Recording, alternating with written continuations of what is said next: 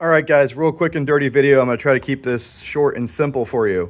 If you want your Pioneer 500 to be able to crank in gear without having to hit the brake, or if your Pioneer 500 won't crank, this is a quick and easy mod to bypass all the safeties this thing has in it to keep it from cranking unless certain conditions are met.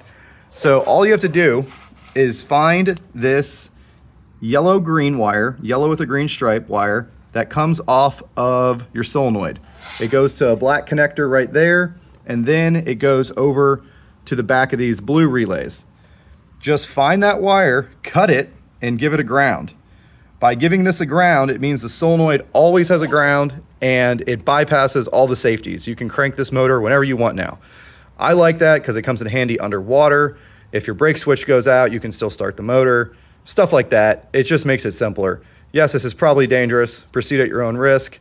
It's kind of like what we do on the Honda 300, where if you ground the neutral signal, you can start in gear. Similar concept, but all you're doing is providing a ground to the solenoid at all times. The other wire that goes to the solenoid is this yellow-red. That's the power for the solenoid, and it gets that from the ignition. So your ignition switch works the same. This just removes all the safeties, and it's very simple. I was putting a new eyelet on here for my light bar, so I just crimped it on there. Don't have the right size shit. It's kind of ugly. It's temporary unless it works, just like everything else. But yeah, so now my Pioneer cranks and it's awesome. While you're in here, by the way, make sure you check these grounds. They corrode a lot. And you can also see that I don't have any of the insulation on my wire harness anymore.